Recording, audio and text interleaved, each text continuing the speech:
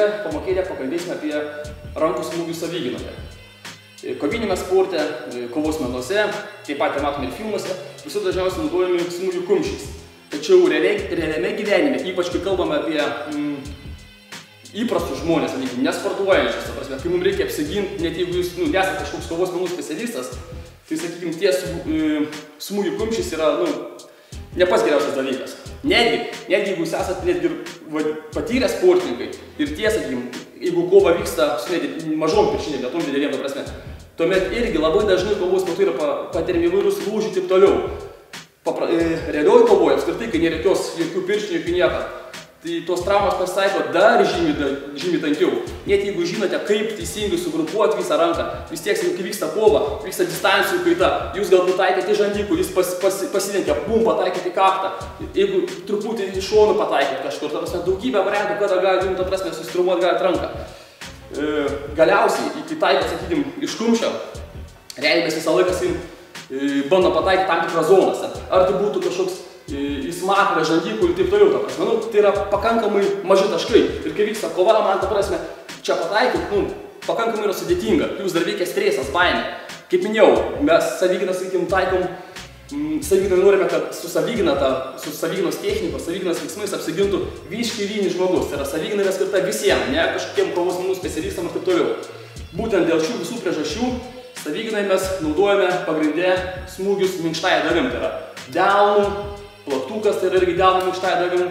Sakykime, gal tik tais, kas liečia rankas, alkūnė vadinkim, tas yra kietesnis, kadangi yra didelis kalvas, tai jis, sakykime, atlaiko. Ir irgi stengiamės naudoti ne kažkokios sudėtingas technikas, kadangi streso atveju kažką sudėtingo atlikti pakankamai yra sudėtinga. Ir netgi tas, pati išmokimo kreivė, jeigu paimtumėt visiškai nepatyrusi žmogų, kuris nesportavo niekad gyvenime, tai yra jam duotumėt, lieptumėt išmokti, sakykime, tą pačią kombinaciją, kokią nors elementarią smūgių kumščiais, kuri, aišku, sportuojančiam žmogui atrodo labai paprasta, kad viskas paprasta. Tačiau pamatytumėt, kad jam tą kombinaciją atlikti su teisinga jėga, tvarkingai reikėtų, mokintis reikėtų labai ilgai. Tuo atveju, kai mes kalbame apie smūgius delnų, viskas darosi daug greičiau. Net jeigu paimtume, sakykime, pavyzdį, net ir vaikas, sakykime, mažas, jisai dar nieko nematęs, nieko nesimoko, jis nematė tų filmų, kovinio sporto, jam dar netėjo galva, kad smūgiuot kumščiais. Jis, kai jam reikia kažką, jisai visą laiką smūgiuoja delnais. Arba to vadinamu plaktuku, nes kitaip jam skauda.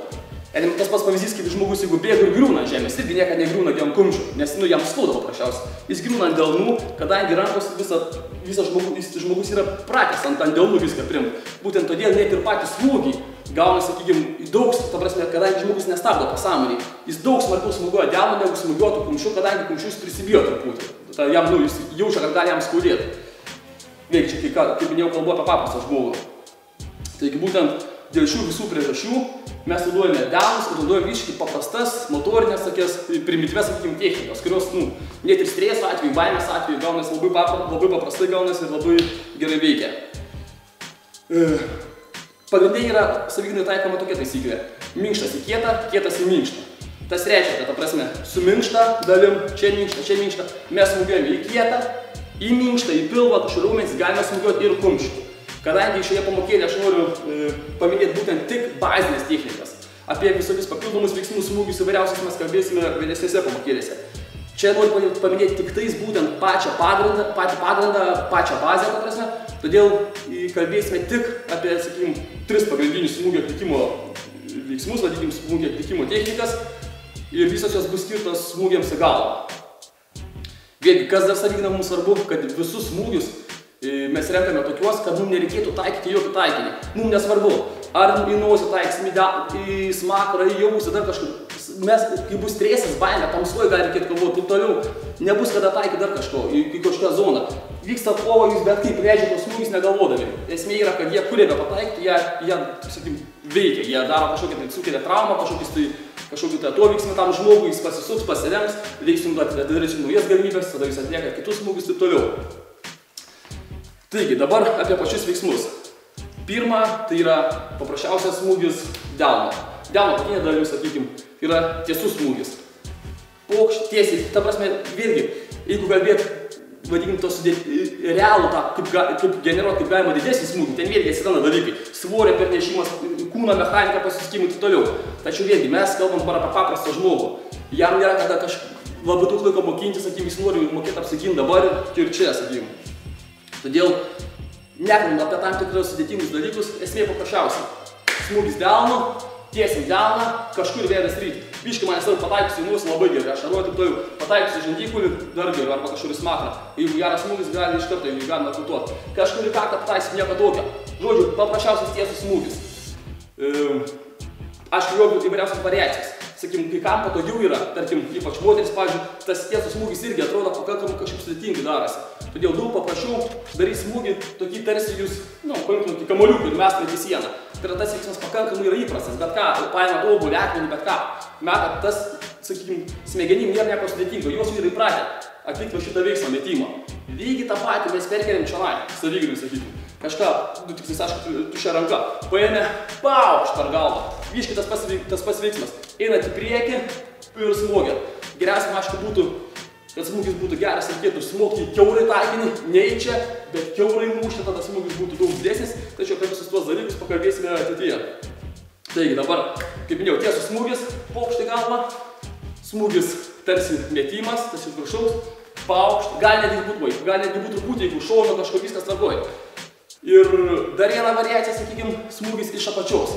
Lygiai taip pat, tai yra jis labiau naudojamas artimoji distancijos, tai yra iš toli, aišku, naudoju tą, arba čia, iš viršaus tą, artimoji, jeigu mane ar smūgtų, ar kažkas artėsiu, man čia išsimoti nėra kur. Tada aš paprasčiausiai iš apačios, pum, smūgį per smakrą, per žandikaulį, gali būti prasme ranka vietą. Skirtumą, mes neakcentuojame jokių techninių dalykų, kadangi realioj kovoj vyksta labai sumaišyti dėlioj ir nėra kada kažką galvoti. Plius kiekvienas žmogus yra skirtingas, dėl to pasirenka kaip jam patogiau. Tai yra aš galiu smūgiuoti čia gali ranka būti šonų, taip toliau. Ta prasme, žodžiu, tų detalių čia, detalės realioj savigriui, sakykim, nėra labai aktualios. Svarbu pats atlikimo principas ir tiek.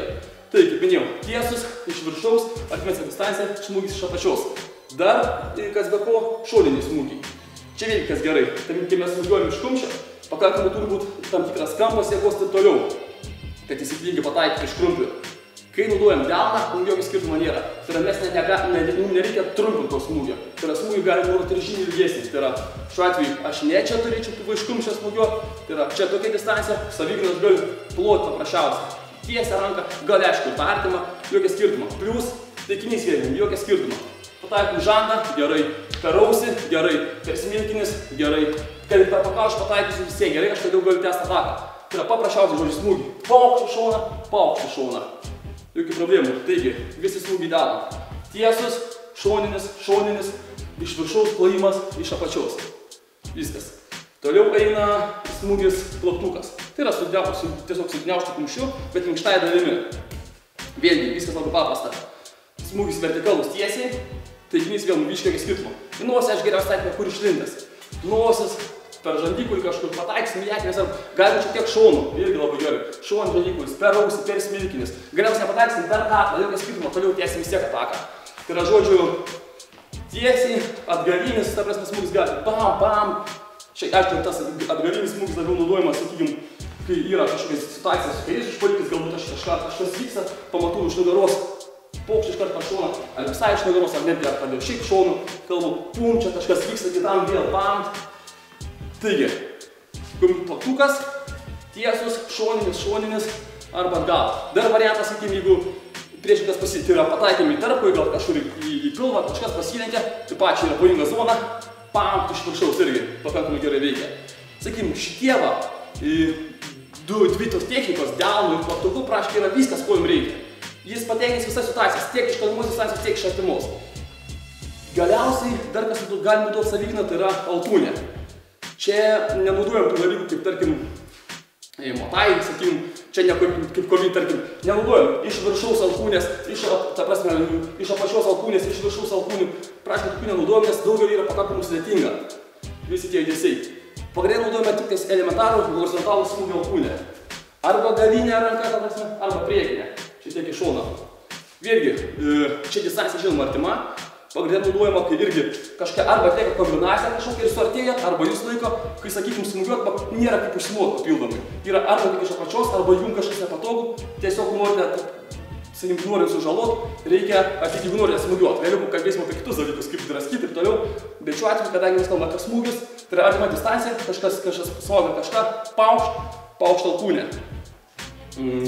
Taip pat vėlgi tokie pat galiniai smūgiai, arba šoniai kažkas vyksta, paukšt, čia vėlgi. Mes vėlgi nežinome pačios teisės, čia gali kokie variantai. Atsisukau, pamačiau, galbūt iš smaigalio, pumšt per nosį. Galbūt prie patašas, čia gal laikas kažkas tai toliau. Sukuosi, paukšt iš šoną. Jokio mums skirtumo, mums svarbiausia yra trumuot užpuoliką. Kai mes pataikysim vyškį, nesvarbu, gal taikysi šiandien galvą, jis pasisuks. Bum, pataikysi krūtinę. Joks, jis sureagavo. Skauda.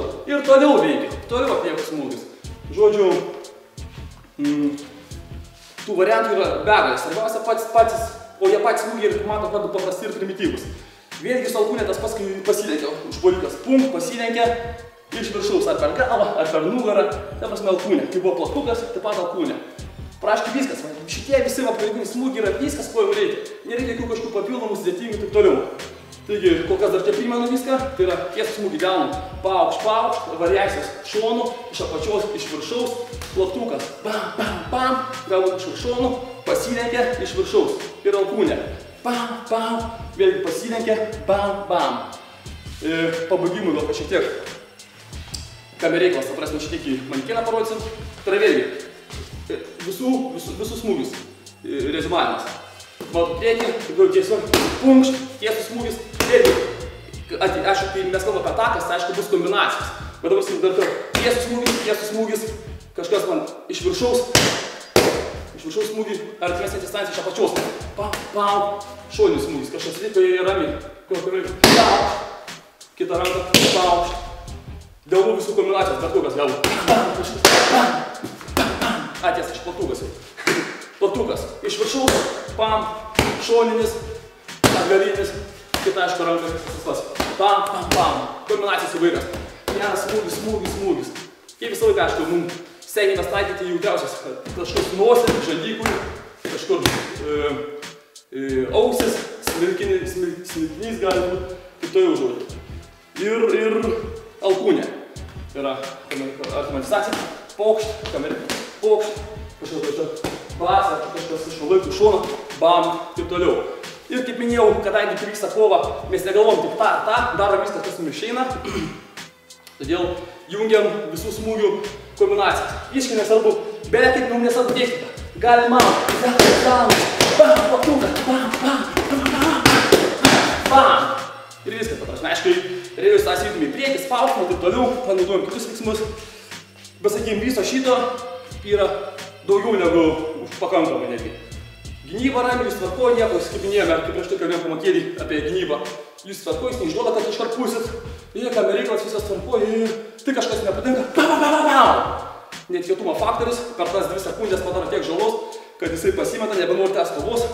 Nors trumpam neapsvaiginote, neina kalba šiandien apie kažkokį tai pribaigimą.